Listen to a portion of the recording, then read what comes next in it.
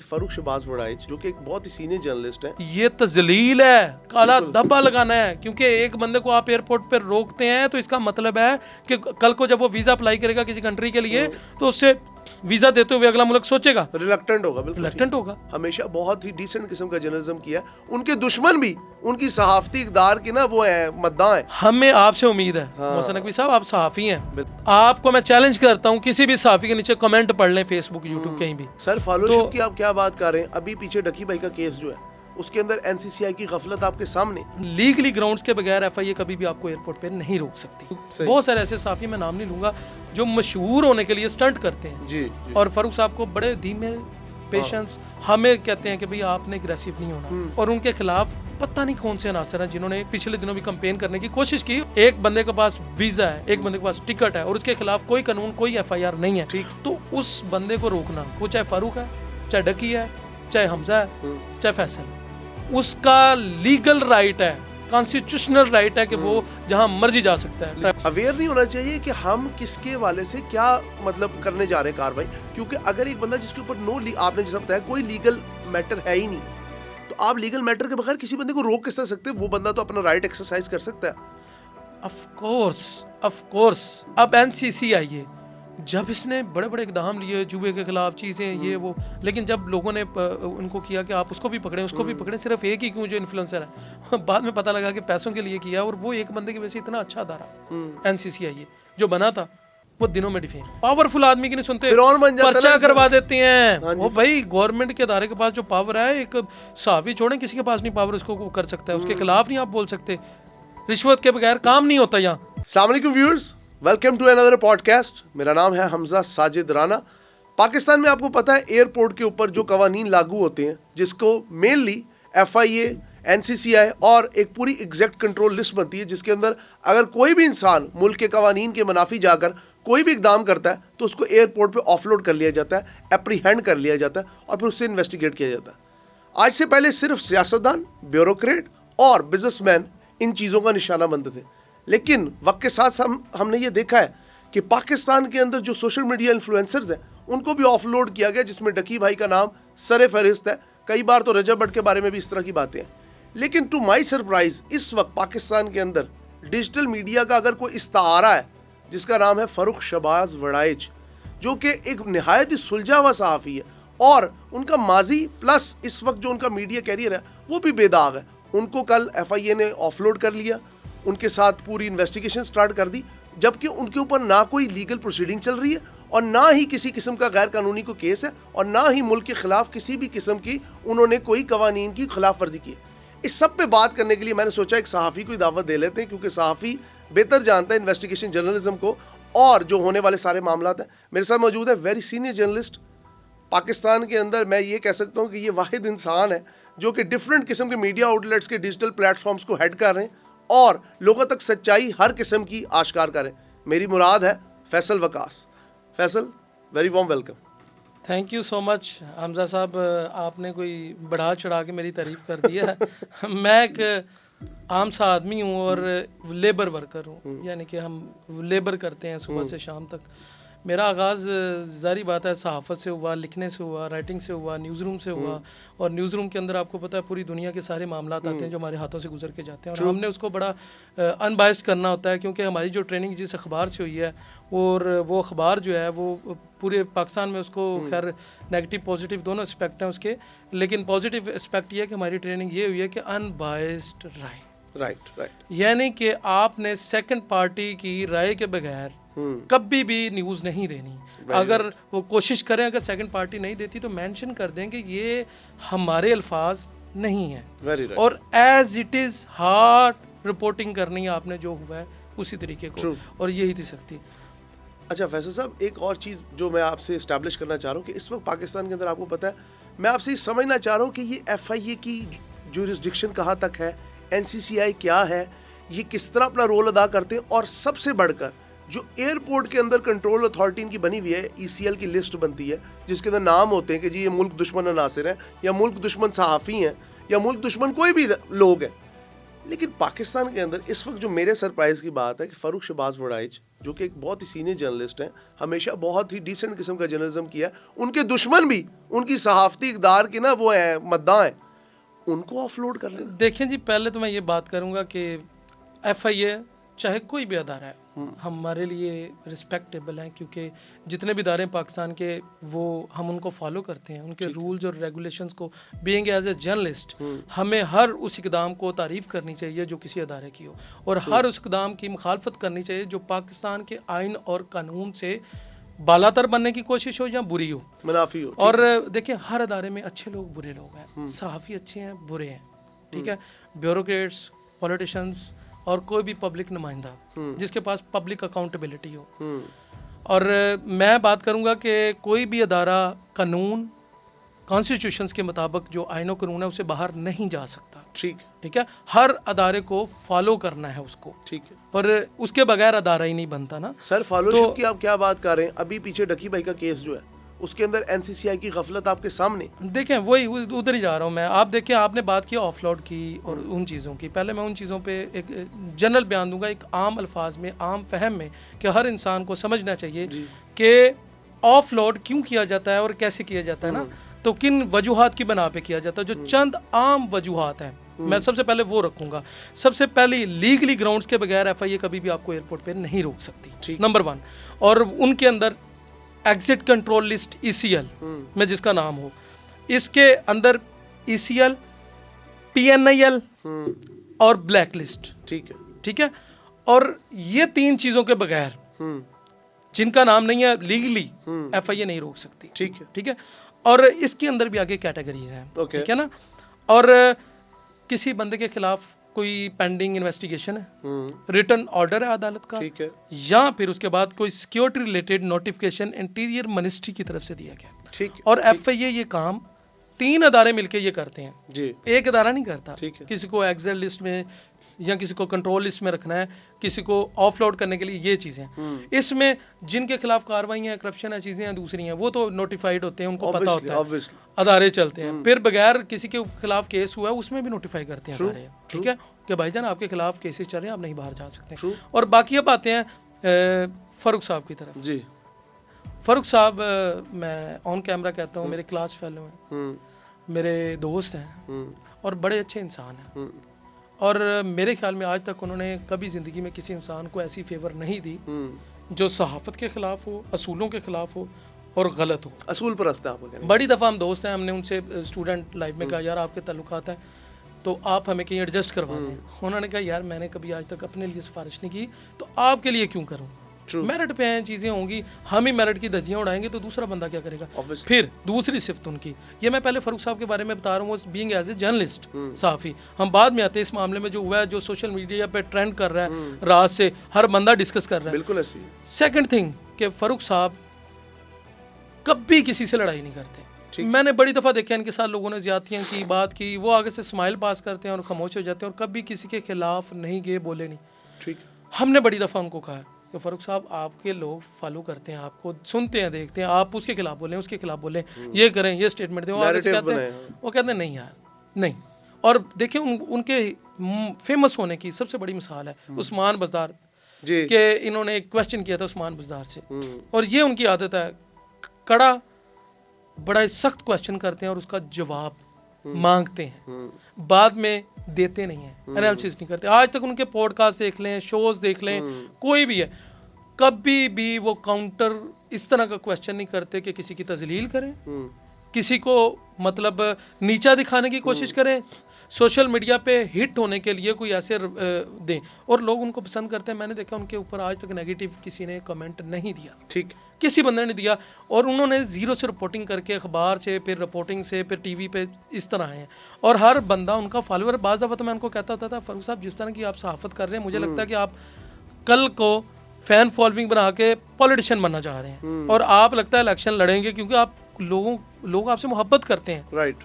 मतलब लोग आपको मशहूर नहीं किए, बहुत सारे ऐसे साफ़ी, मैं नाम नहीं लूँगा, जो मशहूर होने के लिए स्टंट करते हैं जी। और फ़ारूक साहब को बड़े धीमे पेशेंस, हमें कहते हैं कि भाई आपने एग्रेसिव नहीं होना, आप नॉर्मल रहें, चीज़ों को देखें। दूसरी पार्टी रिपोर्टिंग, वो अपनी टीम दूसरे लोगों को भी कहते हैं कि रिपोर्टिंग करनी है, कोई भी वीडियो करनी है, भाई दूसरे का बयान लें इसके अंदर, चाहे FIR भी हो, ये FIR भी गलत हो सकती है, FIR के ऊपर स्टोरी ना करें। ये होगी फारूक साहब। हम दूसरी चीज़ पे आते हैं जी, ऑफ लोड वाली। जी बिल्कुल। मैं कहता हूँ कि being as a young journalist हम तो कुछ भी नहीं है, हमें तो एक सिपाही भी सड़क पे रोक के, हम बड़े वो साफ़ी बनते हैं चीज़ें, एक सिपाही हमें रोक के जो मर्जी कर सकता है, और हम लॉ ओबेइंग सिटीजन है, इसमें हमें कोई इशू नहीं है। हाँ जी। मैं हमेशा जब मुझे कोई वार्डन कोई रोकता है, मैं उसे कहता हूँ भाई गलती बता दे मुझे। इसके अलावा मैं उससे कभी बहस नहीं की कि मैं साफ़ी हूँ, मैं ये हूँ, गलती बता दो, गलती है, जुर्माना देंगे, जो भी करेंगे। और बाज़ दफ़ा मेरे साथ बदतमीजी भी की। DSP थे उन्होंने बेवजह मुझे रोका, मैंने देखा नहीं, मेरे पीछे गाड़ी लगा के, बाइक लगा के बदतमीजी, और रोको रोको साइड पे करो। मैंने कहा भाईजान क्या हो गया? मैं खौफजदा हो गया ना कि पता नहीं क्या। उन्हीं दिनों काड़ा में एक इंसिडेंट हुआ था। किस्सा मुख्तसर, फारूक साहब को दुनिया जानती है, लोग जानते हैं। वो ना तो मुल्क के खिलाफ उन्होंने कोई ऐसा आज तक कोई स्टेटमेंट दी है, ना वो मुल्क के खिलाफ चले हैं। उनकी बड़ी सादा और आम फहम सहाफ़त है और सहाफ़त पे चलते हैं, और वो मुल्क से मोहब्बत करते हैं। पैसे कमाने हो तो वो बाहर जाके कहीं भी सेटल हो सकते हैं। पूरी दुनिया उन्होंने सैर की है, विजिट किया है, अभी यूरोप, फिर और उनके खिलाफ पता नहीं कौन से अनासर हैं जिन्होंने पिछले दिनों भी कंपेन करने की कोशिश की, और हम स्माइल कर रहे थे ना कि वो बंदे ना तो प्रोटोकॉल वाले, आज तक उनके साथ कोई सेक्रेटरी कोई बंदा नहीं हुआ, अकेले गाड़ी खुद चलाते हैं, खुद फिरते हैं। ये कोई फैसल साहब साइलेंट जेलसी तो नहीं है किसी की? हाँ, ये भी हो सकता है कि कोई जेलस होते हैं कि ये बहुत कम वक्त में बहुत ज़्यादा तरक्की और फेम ले चुके हैं ना, तो ये मैटर है। क्योंकि 4-5 दिन 6 दिन पहले फारूक साहब को कौन नहीं जानता, हर बंदा जानता है। स्क्रीन पे बंदा कहता था ये बंदा फलाने बंदे से मिला है, तो इसने पता नहीं कितने अरब पैसे लेके गया है जहाज। अच्छा, ये किसने, ये क्या बात है, ये क्या बस एक मजाक फेसबुक पे थी, तो वो उससे मैं कर रहा हूँ कि उसके बाद आप देखें कि वो कनाडा से वापस आए हैं, कभी भी वापसी पे ऑफलोड नहीं किया जा सकता। जाते हुए ये किसी को थ्रेट करना, हरासा करना और हफ्से बेजा में रखना। मैं आपको सबसे बड़ी बात बताता हूँ कि अदालत अगर कोई ऐसा ऑर्डर नहीं देती, कोई दुनिया का ऐसा कानून नहीं है, दुनिया का, मैं पाकिस्तान की बात नहीं कर रहा, कि एक बंदे के पास पासपोर्ट है, एक बंदे के पास वीज़ा है, एक बंदे के पास टिकट है, और उसके खिलाफ कोई कानून, कोई FIR नहीं है, तो उस बंदे को रोकना, वो चाहे फारूक है, चाहे डकी है, चाहे हमजा है, चाहे फैसल है, उसका लीगल राइट है, कॉन्स्टिट्यूशनल राइट है कि वो जहां मर्जी जा सकता है, ट्रैवल कर सकता है। हाँ, उसको ट्रैवल बैन ना हो। ट्रैवल बैन होने की रीजंस होती हैं, और उसमें मुल्क के खिलाफ कोई सीन चीज़ें। अब वो वापस आए हैं तो एक तो ये चीज़ नहीं है, और वो किसी की ये तजलील है, काला धब्बा लगाना है। क्योंकि एक बंदे को आप एयरपोर्ट पर रोकते हैं तो इसका मतलब है कि कल को जब वो वीज़ा अप्लाई करेगा किसी कंट्री के लिए, तो उससे वीज़ा देते हुए अगला मुल्क सोचेगा, रिलक्टेंट होगा, बिल्कुल रिलक्टेंट होगा। That is a very bad thing. Yes yes, ये सिर्फ एक इंसान के लिए नहीं, हमारे लिए भी। हम अदारों की, do you think people want to defame him by this? मैं क्या कहूंगा, मे बी, और मुझे नहीं पता कंप्लेनेंट कौन था, लेकिन जो भी था इस तरह के इंसान के खिलाफ तो मेरे ख्याल में कोई बंदा भी बयान नहीं देता। अच्छा, मैंने नहीं सुना। जरा थोड़े से और पॉइंट्स पे आते हैं। आप इदारों के ऊपर बात कर रहे थे, इदारों की जुरिसडिक्शन के ऊपर बात कर रहे थे। पाकिस्तान के अंदर माजी बईद में देख लें या आज देख लें, हमने यही देखा कि लोगों को ऑफलोड कर लिया जाता है। इस इंसिडेंट को अगर हम छोड़ भी दें, अगर इस इंसिडेंट को ज़रा पसे पर्दा भी रखें, तो इससे पहले भी कई लोगों के साथ ये हुआ है। आपको क्या लगता है, क्या इदारे अपनी जुरिसडिक्शन भूल गए? और अगर वो अपनी जुरिसडिक्शन में काम कर रहे हैं तो उनको थोड़ा सा अवेयर नहीं होना चाहिए कि हम किसके वाले से क्या मतलब करने जा रहे हैं कार्रवाई? क्योंकि अगर एक बंदा जिसके ऊपर आपने जैसा बताया कोई लीगल मैटर है ही नहीं, तो आप लीगल मैटर के बगैर किसी बंदे को रोक किस तरह सकते हैं? वो बंदा तो अपना राइट एक्सरसाइज कर सकता है। ऑफ कोर्स यही बात है। हमारा पॉइंट ऑफ व्यू जस्ट इतना है, ये नहीं है। अदारों के पास पावर है, जो गलत करता है तो रोकें। हाँ, एक कानून हर अदारे के पास है कानून के बगैर, और हम भी उसमें उनको सपोर्ट करते हैं कि भाई आप किसी को, कोई ऐसा बंदा जो मुल्क के खिलाफ है, कुछ सहाफ़ी तो कम फॉरेन फंडेड लोग थे, जो लोग दूसरे मुल्कों के लिए अपने मुल्क के खिलाफ बोलते थे, मोस्टली भाग गए।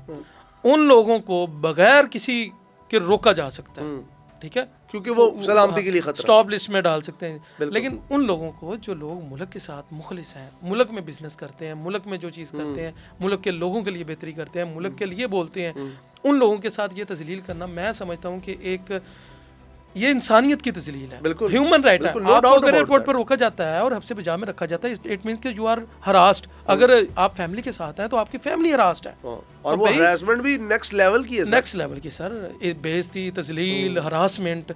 तो अदारे में बड़े बड़े अच्छे लोग हैं हमजा, मुझे ज़िंदगी में बड़े अच्छे लोग मिले हैं। मैंने आज तक सिफारिश नहीं कराई इदारे में, सिफारिश के बगैर काम लेकिन मैं बहुत बड़ा क्लेम कर रहे हैं। मैंने यानी कि बहुत सारा होता है, आपकी बहस होती है लोगों से, बड़े बड़े गंदे लोग भी हैं अदारों में, उन गंदे लोगों की वजह से अदारे डिफेम हो जाते हैं। अब एनसीसी आई है, जब इसने बड़े बड़े इकदाम लिए जुए के खिलाफ चीज़ें ये वो, लेकिन जब लोगों ने उनको किया कि आप उसको भी पकड़ें उसको भी पकड़ें, सिर्फ एक ही क्यों जो इन्फ्लुएंसर है बाद में पता लगा कि पैसों के लिए किया, और वो एक बंदे की वजह से इतना अच्छा अदारा एनसीसी आई है जो बना था वो दिनों में डिफेम हो गया। एक चीज़ बताएं, हमारी ही बरादरी के बहुत बड़े इस्तारा, अज़्म व हिम्मत का इस्तारा मोहसिन नकवी साहब, जो कि इस वक्त मुल्क के इंटीरियर मिनिस्टर हैं। हाँ, ये आपने बात की है मेरे दिल की। मैं कह रहा हूँ इंटीरियर मिनिस्ट्री में, और ये जो इकदाम हुआ है सहाफ़ी के खिलाफ, मैं उनको फॉलो भी करता हूँ, पसंद भी करता था, अभी भी करता हूँ। लेकिन थोड़ा सा आपको पता, जब आप अथॉरिटी में आ जाते हैं, थोड़ी बहुत चीज़ें ऐसी होती हैं जो नापसंद होती हैं हमें भी और लोगों को भी, उस पर उनके साथ